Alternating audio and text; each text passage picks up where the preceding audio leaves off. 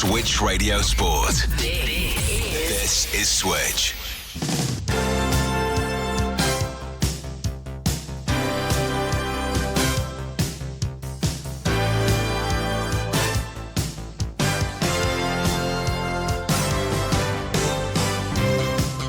Worcester City win that game and they will be in Division 1 Midlands next season. Chance in Paul Job's got chance in the penalty, gets shot in and goes to the back of the net, and Cheyenne Jarvis gets the second goal for Leaford Athletic this afternoon, found space in the 6-yard box. Back to the edge of the penalty area with the pass, cross in towards the back post, headed goalwards and in! That's a great shot from De Castro! Oh, what a save for Gray!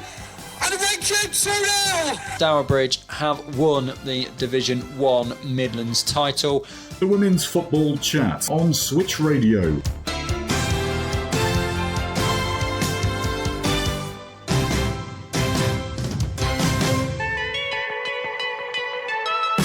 Hello and welcome to this week's Women's Football Chat. My name is Chris Gadsby. I'm here every week bringing you the very latest from the third and fourth tiers of women's football here in England. That's the FA Women's National League. My apologies that this week's episode is a little late. It's been a crazy week, but you didn't think I'd forget about you, did you? So we have got all of the results from the past 7 days to go through and what they mean for the league table. Plus, we're going to have a look at a full programme of FAWNL action over the course of the next 7 days. The end of the season is basically on the whiteboard now. We are so close to the end of the 25-26 campaign, but some teams are far from close from the end of their season. They've got a lot of games to fit in between now and the end of April. But we will start, as we always do, with the news, and that is in relation to one game that was abandoned last weekend between Northampton Town and Sutton Coldfield Town. Now, the board has confirmed its decision in respect of the abandoned fixture. Essentially, it was abandoned due to a serious injury and the match is being replayed in full. They have also put on the bottom that the above decision is subject to appeal, which you would think Sutton Coldfield Town might do. You look at the comments underneath and people are saying the decisions are inconsistent because of Doncaster against Norton, and then you need to be absolutely transparent about the rationale. And then there are very well-reasoned comments under this. So yes, we'll get into it more when we get to Division 1 Midlands, but this match was abandoned in the 93rd minute. Sutton Coldfield Town were winning by 1-0 and Northampton Town were down to 10 after somebody got a red card. And the match is being replayed entirely in full. It does seem a little bit unfair on Sutton. Now, totally granted, if it was 3-0, then you could make the argument that, yes, that result can stand, really. However, at 1-0, do completely get that Northampton will say, well, we needed one goal, we could have got that one goal, and then that point might make all the difference, which is a completely valid thing to say. But Sutton will say, well, hang on, we were, let's say, 3 minutes into added time, and how long was left, and to have to play the entire game again, you feel might be a little bit on the unfair side. And the point that people are making is that, well, okay, every game gets replayed in full. We're aware of this. We've had precedent of this. We've had situations last year where games at a similar time have been ordered to be replayed in full. And then it brings up again this question of what happened between Doncaster and Norton that meant that that one wasn't, and that it was awarded when that was on 70 minutes, if memory serves me right. So there's inconsistency and a lack of rationale, which I think is frustrating a lot of people at the moment, particularly when we get down to this kind of business end of the season. People are wondering why, when all you get is the one little graphic, why one game is awarded with 20 minutes to go and another game deep into stoppage time has to be entirely replayed in full. And not only does it mean you're entirely replayed in full, of course, Northampton Town get the 11th player back because they're not going to play the entire game with 10. And it just, and they've got to, Sutton have got to, I mean, okay, it's not a massive journey, but Sutton have got to travel again. So there is inconsistencies there from the league, and it is frustrating as to why one game has just been awarded, which is very much against protocol. Well, not protocol, that's the wrong word, against precedent, sorry. And then games like this have to be replayed in full, and they find the time to play it again in full. It is in a couple of weeks. Well, actually, it's on a week tomorrow, sorry, the 15th of March. They're playing that game again. So, yeah, that one has another attempt, but that's really the news from the last 7 days, and people are kind of scratching their heads a bit and going, not really sure what the rationale is here. But anyway, let's not talk about games that weren't quite finished, and let's talk about games that were results from the past 7 days.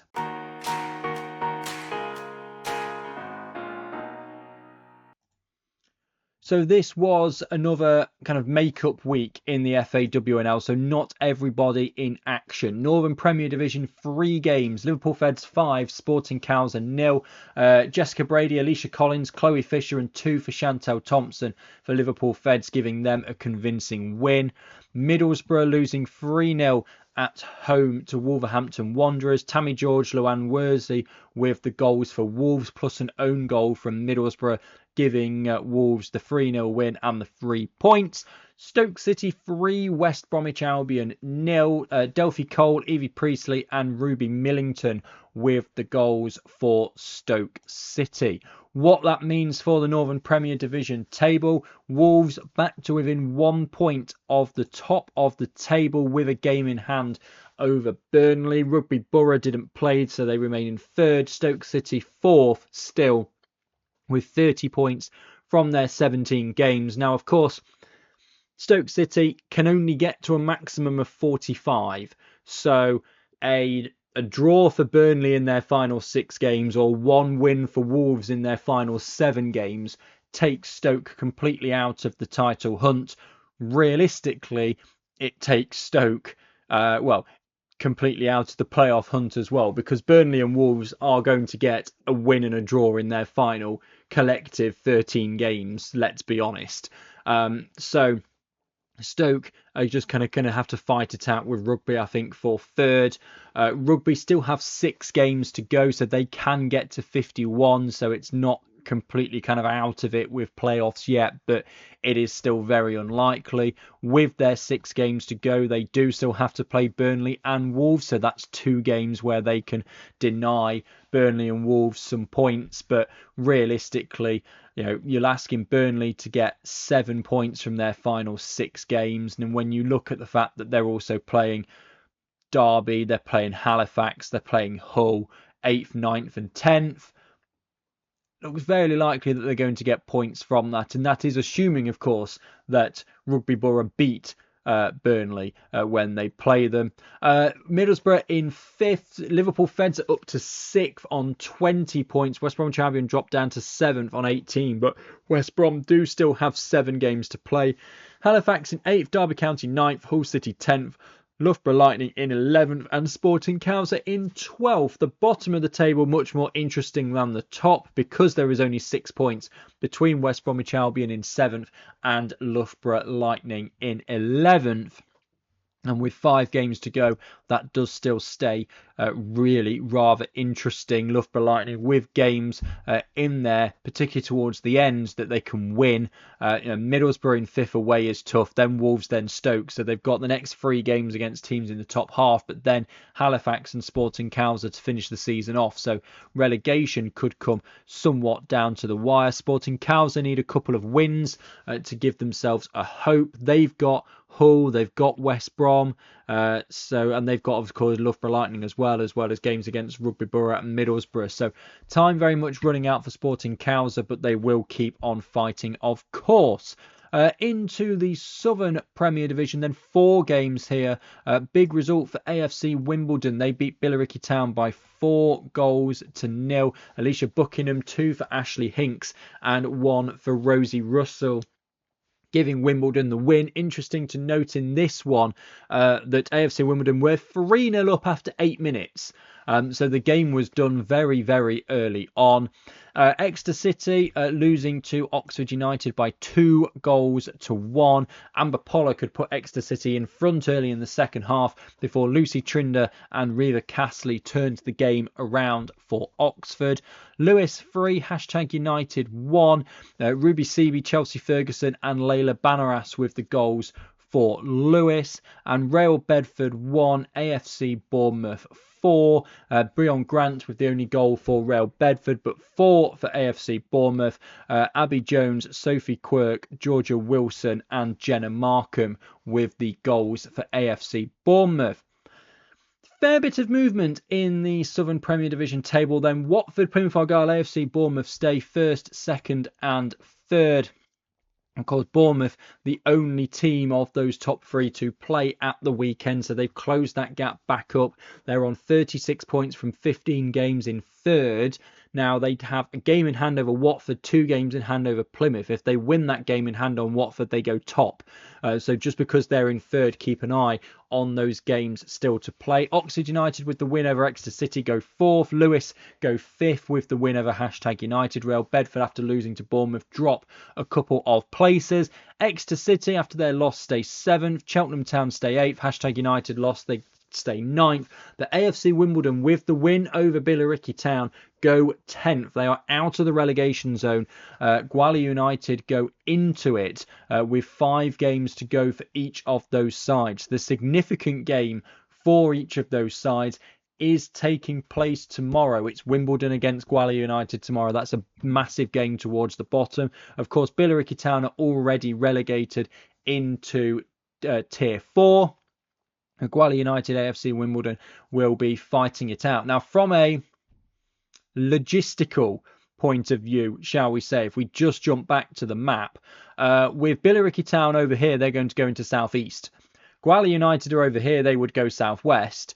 Wimbledon would also go southeast. Now, you are starting, realistically, if we have 2 teams going down from southeast in Wimbledon and Billericay Town, you're starting to run out of teams that can go to southwest. Maidenhead United are here and they're already in west. Ascot United are here, they're already in west. Worthing are already in the west, although they look like they're going to get relegated possibly. Depends, of course, the geography of the teams that come up. We'll have a look at Tier 5 in the coming weeks.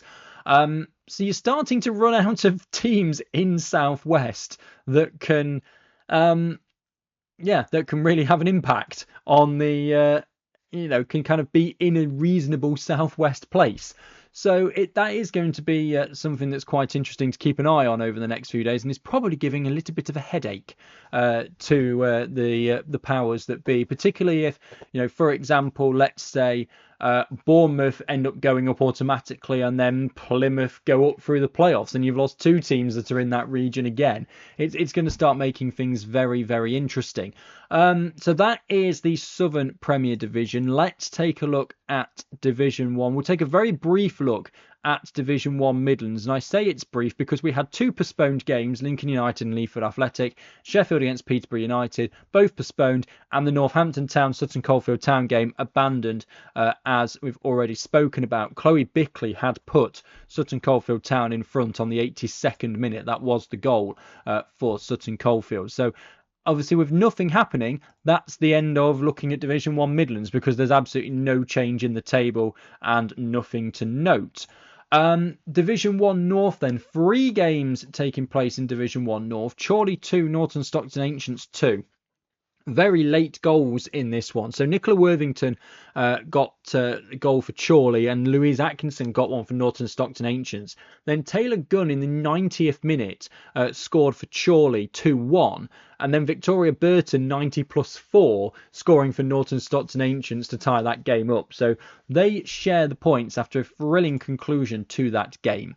Huddersfield Town, they beat Durham-Sestra by a 0-0. Louise Biggins with the only goal in that game on the 55th minute. And Leeds United just getting past Chester Street Town by 3-2. 2-1 at half-time. Brittany Sanderson 15, Alice Hughes 30.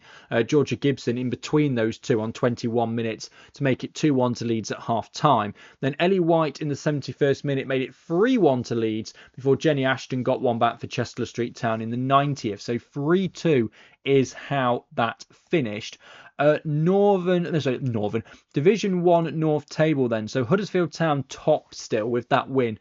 So they are on 32 points, but they've only played 14 games. And this is the situation that we are finding ourselves in, particularly in Division 1 North, which seems kind of very high risk, really, at the moment of actually getting finished.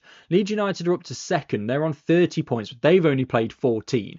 Wythenshawe are down to third on 28 points, but they've only played 13. They've still got 9 games to play before the end of the season. Bearing in mind the end of the season is now 7 weeks away. So they've got a lot of football to play, and so do a lot of other teams. Stockport County in 4th, 25 points, 7 games to go. Cheadletown Stingers 5th, 25 points, 9 games to go. Durham-Sestra in 6th, 25 points with 7 games to go. So there's a big group of teams right behind. Chorley are on 17 games played, so they're the side that's played kind of what you would consider the normal amount of games at this point. They're on 24. Norton Stockton Ancients on 21 on 15 games played, so they've still got 7 to go. Then there is the big 9-point gap down to Chester Street Town on 12. York City on 11, Doncaster Rovers Bells on 9, and Blackburn Rovers on 4. So the top of Division 1 North, there's far too much still going on to be able to look at run-ins, because Cheadletown have got to play essentially everybody. Wythenshawe have got to play essentially everybody. You know, Huddersfield Town, Leeds United have still got to play 8 teams. It's not like you can look at a run-in with 5 or 4 games to go. The bottom, though, Blackburn Rovers are 7 points away from safety. This is all kind of basically the same as we had last week. They've got 6 games to go, 7 points away from safety. Leeds is going to be very difficult. Doncaster's winnable. Norton Stockton Ancients, there's a big points gap. I think what you've got to look at with the Division 1 North table is, because there are only essentially 4 points between Norton Stockton Ancients in 8th and Stockport County in 4th, you can't really look at the league table, go, oh, well, Norton are in 8th. That's, you know, a much easier game than Stockport in 4th, because there is so little between these teams in Division 1 North. Wythenshawe, tough. Huddersfield Town, very tough. So, you know, Blackburn have got Leeds, Wythenshawe. They've got the top 3 as 3 of their remaining 6 games. The other 3, Doncaster, Norton and York, down towards the bottom. So Doncaster and York they have to target, but even that, winning those 2 games is not going to be enough to get Blackburn out of the relegation zone. So then you're looking at it and you're going, well, okay then, they therefore have to take something from either a Leeds, a Wythenshawe or Huddersfield, or the Norton game. And you're most likely probably going to take it from the Norton game. So those are, you know, kind of almost must-win, must-get points games for Blackburn Rovers. Doncaster Rovers Bells, again, towards the bottom. They've got 8 games to go, so you kind of can't really look at a run-in too much. York City have got 9 to go, so you can't really look at a run-in too much. Chester Street Town with 7 to go. You can kind of have a bit of a look and go, okay, they've got Wythenshawe, Huddersfield, Stockport, Cheadle. They're very tough games. So you're looking at Doncaster and Chorley, really, for the games for Chester Street Town. Even Doncaster, yeah, okay, that's a game they'll look at. But even the Chorley one, I mean, Chorley have got double the points that Chester Street Town have got so far this season. So Division 1 North, I think, is the one league where who knows what's going to happen. Like, as far as we know at the moment, the teams towards the top could falter, and Durham Sestra, who have still got 7 to play, could go on a run and end up near the top by the end of the season. So I think, as terms of, from a neutral standpoint looking at it, Division 1 North is probably the most interesting. Division 1 South East results then. Chatham Town beating AFC Sudbury by 5-0. Lottie Sharp with 2, Amy Russ, Carisha Eiton and Jessica King with the other goals for Chatham. And Fulham just getting past Luton Town by 1-0. Lila Lister with the goal for Fulham. Noticing not many games. What it means for the table is not a great deal either. So Fulham go back top. That is significant. They're a point ahead of Norwich and they've still got a game in hand. Chatham Town, they stay 4th after their big win over AFC Sudbury. And Chatham Town, because they had that very good FA Cup run, have still got games in hand as well. Now, let's be realistic. They have 2 games in hand on Fulham and London Bees. If they win both of those, they get to 34. They are not going to challenge, I don't believe, for the top 2 spots. I think they are set in stone in terms of Fulham and Norwich. It's just going to be a case of, is it Fulham or Norwich who end up taking that top spot? And Fulham, you would say, are in the driving seat at the moment because of that game in hand, and they can put themselves 4 clear. And then you look at, Fulham have got Chatham Town coming up tomorrow, which is going to be probably the toughest of the games, although they do have London Bees on final day, But then you go, it's Chesham United, it's AFC Sudbury, it's Milton Keynes Dons. There's 3 teams right at the bottom there. They're the bottom 3. And then Luton Town again, this time at home, who they have just beaten. So, Fulham will be looking at it and going, okay, Chatham and London Bees are the 2 difficult games. Norwich City have got London Bees and Chatham still to play. Yes, they've got Chesham United as well. Then they've got Dulwich Hamlet and Cambridge United. So it looks as though Fulham have got the easier running. So that will be an interesting one to keep an eye on as well. Towards the bottom, I think realistically, 5 games to go for AFC Sudbury. They're 9 points away from safety. Yes, they can't go down this weekend, but all their games are away from home, apart from a home game against Fulham. Granted, to AFC Sudbury, they've got Dulwich Hamlet, Milton Keynes Dons away, Actonians away. They've got teams in the bottom half, but they're away from home. They've got to win those games. If you take the Fulham game out of it, that's 4 games remaining. They need 3 wins from those 4 games. So I think time is running out for them. Chesham United, 6 games to go. They need 11 points. Realistically, they need 12 because of their vastly inferior goal difference. They've got home games against Fulham and Norwich City to come. If you take those out, they have to win the remaining 4. And that includes travelling away to Chatham. So again, I think in South East, I think relegation is fairly determined. I think the top 2 are fairly determined. It's just about which order they end up in. Right, Division 1 South West, we'll have a look at that. Abingdon United 0, Moneyfields 5. Big win for Moneyfields. 2 for Ali Hall, 2 for Brooke Garcia, 1 for Shannon Albury. Not as big of a win as Swindon Town, though. They put 10 past Marine Academy Plymouth. Elise Clayton, Tiana Russell Cartwright, Tori Sinclair, Sky Bedwell, 2 for Annabelle Colston, Isabel Cook, 3 for Libby Davis, meaning that the top 2 win. So there's not any difference. In Division 1 South West, Moneyfield still top, Swindon still second, Bristol Rovers are still, well, everyone's still where they were. Abingdon United remain 6th, Marine Academy Plymouth remain 8th. We'll look at the top. Moneyfield's 5 games to go. Worthing, Keynsham Town, Bristol Rovers, Marine Academy Plymouth, and then Swindon. Swindon Town have that game in hand, of course, with 6 games to go. Keynsham, Abingdon, Worthing, Bridgewater, Portishead, and then Moneyfields. I still believe that both of these sides will probably win out up to the final day of the season. and then Swindon will go into the final day of the season 2 points ahead, and it will be a winner goes up, loser takes the playoff spot situation. Of course, the advantage for Swindon Town in that scenario is that because they will be 2 points ahead of Moneyfields, a draw will be enough for them on the final day. So Moneyfields will have to go and win. Bridgewater United have 18 points to go. They can get to 46. So Bridgewater United essentially will not get into the top 2, which we've known for a while, let's be honest. But mathematically now, particularly with their goal difference, Swindon Town need a point in their final 6 games. Well, okay, a win. Let's be fully mathematically certain. They need a win. Moneyfields need a point to stop Bridgewater United being able to get in. Bristol Rovers can get to 50. That's their maximum. So 2 wins for Swindon Town, 2 wins for Moneyfields will confirm them as the top 2. Towards the bottom, Worthing, Portishead Town, Bournemouth Sports, Keynsham Town, Marine Academy, Plymouth are still probably in that mix, but they have 2 games in hand.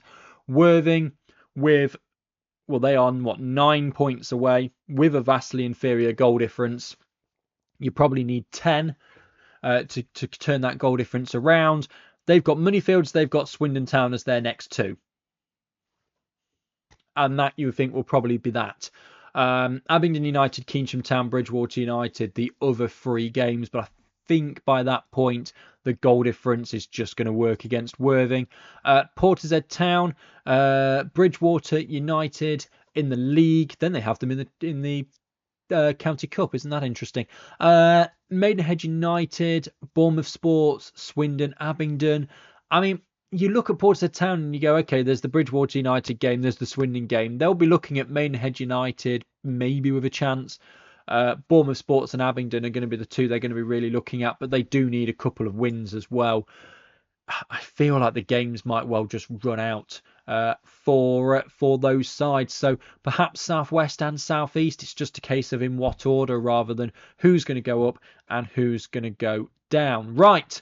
Let's have a look at the fixtures then coming up in the next 7 days.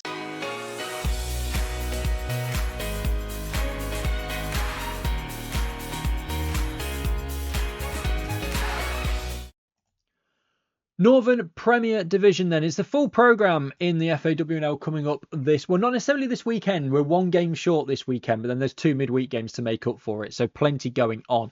Burnley against Rugby Borough, 1st against 3rd. That is the big game towards the top of the Northern Premier Division. A loss for Rugby Borough would take them almost certainly out of any hope of getting into the top 2, you would think, because Wolves playing against Derby, who are down in 9th, you would very much think they're going to win, and then it's a 13-point gap with 15 left on the table, and that would almost certainly confirm then the top 2.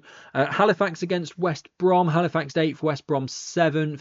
I think a win for Halifax here probably gives them enough points to not have to worry.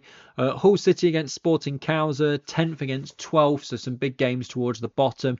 Middlesbrough against Loughborough Lightning, 5th against 11th. Stoke City, Liverpool Feds, 4th, 6th. And I've mentioned Wolves against Derby already. Southern Premier Division fixtures, there are again a full programme here. Top versus bottom as Watford travel to Billericay Town.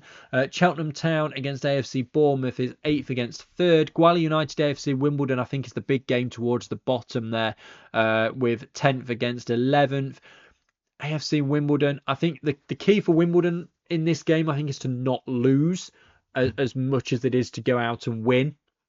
Again, the goal difference does have a big impact there. Oxford United against Real Bedford, 4th against 6th. Plymouth Argyle against Lewis, 2nd against 5th.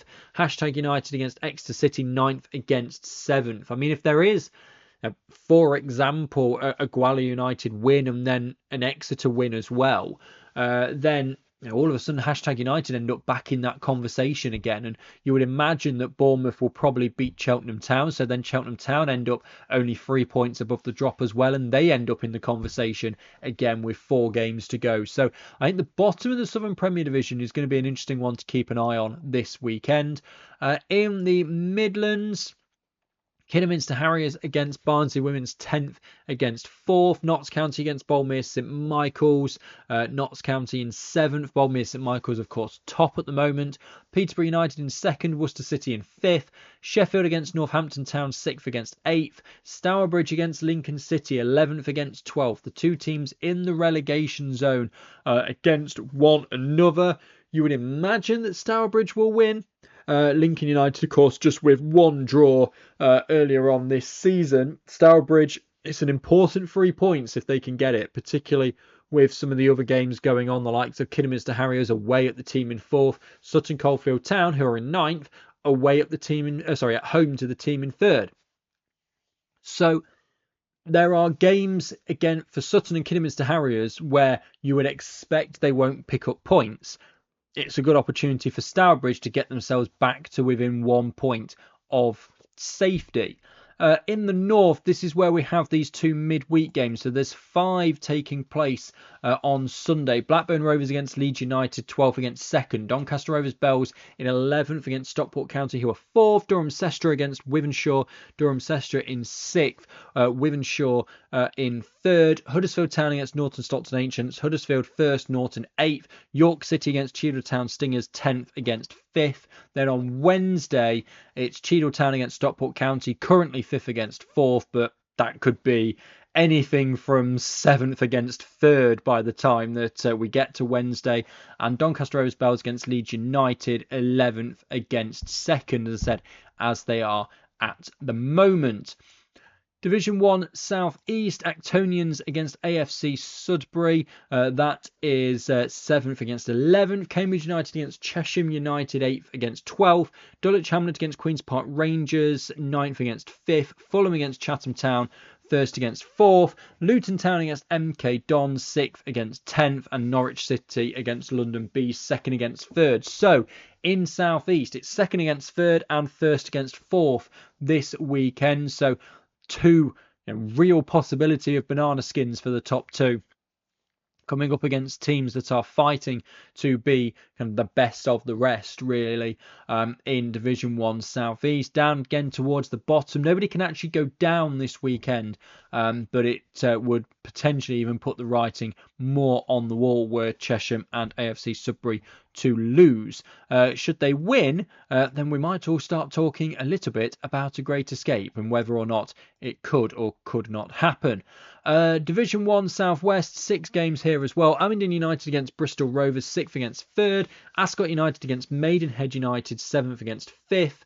Marine Academy Plymouth against Bournemouth Sports, 8th against 10th. Moneyfields take on Worthing, that's top versus bottom.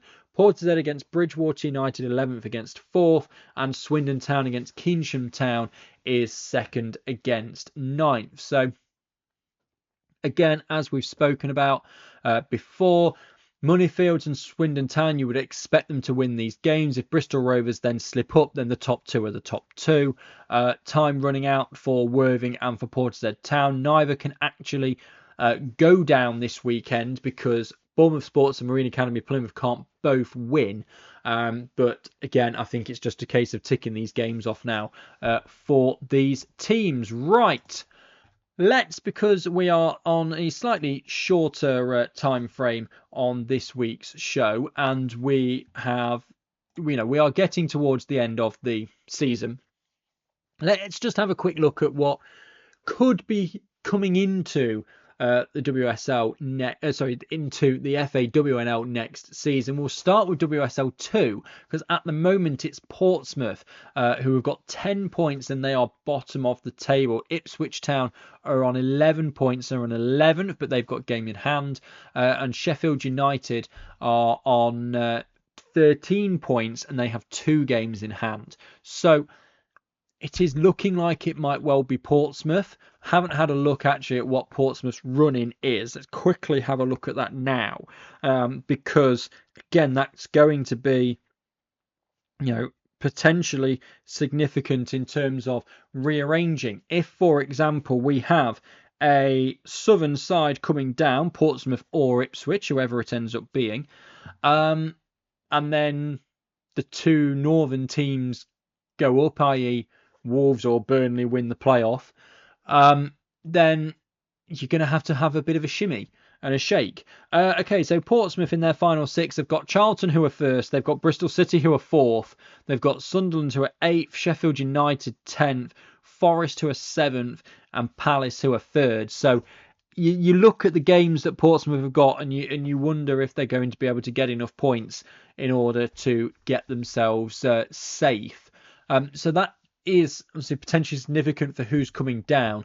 In terms of going up, we'll start in the Midlands area of the kind of tier 5.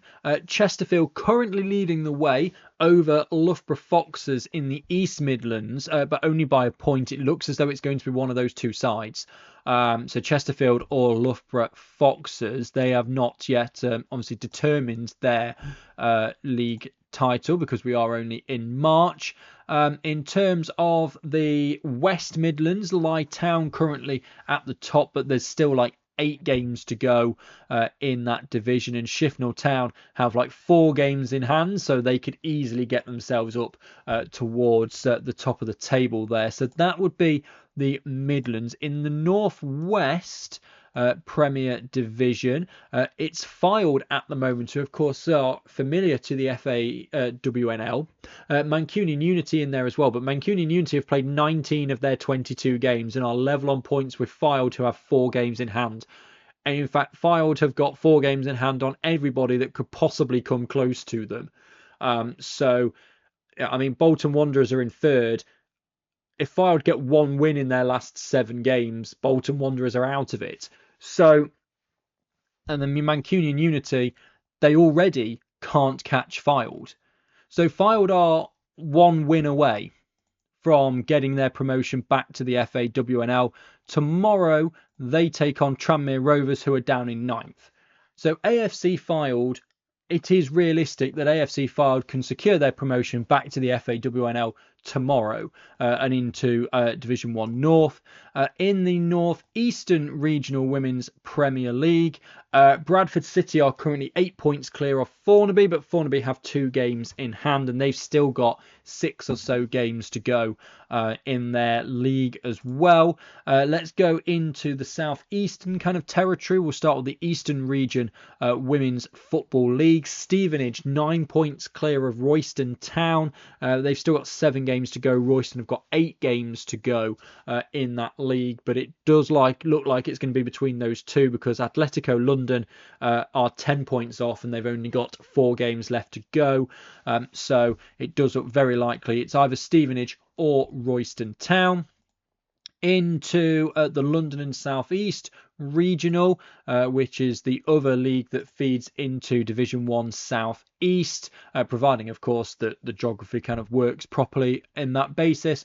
Brentford top at the moment, but they're only 3 points ahead of Saltdean United, who have 3 games in hand, and they are 9 points ahead of Dartford. Dartford have 5 games in hand. They've still got 10 to play of Dartford, so a lot can still happen in the London and South East Regional. Into the South West feeder leagues, essentially, with the Southern Regional Tier 5. Wickham top at the moment. They are 13 points clear of Southampton Women's and Winchester City Flyers. Southampton Women's have 2 in hand. Winchester have 3 in hand. But Wickham in a dominant position in that league as it stands at the moment. Nobody really has got too much of a chance of catching them. The interesting though, AFC Portchester, who are currently down in 6th. You think, oh, why are you telling me about that? They've got 6 in hand and they're 18 points off the top. If they were to win all those games in hand, they'd go level with Wickham. So that's how crazy that league is at the moment as well. So are AFC Portchester going to go on a massive run and end up towards the top of the table? And then the Southwest Regional League, which is also one that feeds into Southwest.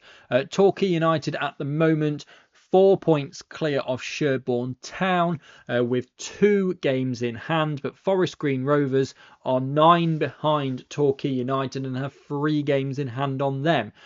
So there will be plenty of interesting games coming up for them. There are still like 7 games to go. Forest Green Rovers have got 10 games to go. So we're a little bit early to truly know what's going to happen in the Tier 5 leagues, apart from, as I said, that one in Northwest, where FAWNL could well secure their promotion back to the FAWNL tomorrow. And that'll do it for this week's episode of the Women's Football Chat. Again, apologies, it is so late. Work was just crazy. Wasn't able to get a recording done, but still got one out for you in the end. I'll be back next week with the very latest from the 3rd and 4th tiers of women's football here in England. Plus, we'll have a little bit of a look of anything that changes in WSL2 in terms of relegation, and if anything, if FAWNL get that win that they need to get their promotion back to the FAWNL. I've been Chris Gadsby. Thank you very much for watching this week's episode of the Women's Football Chat, and goodbye.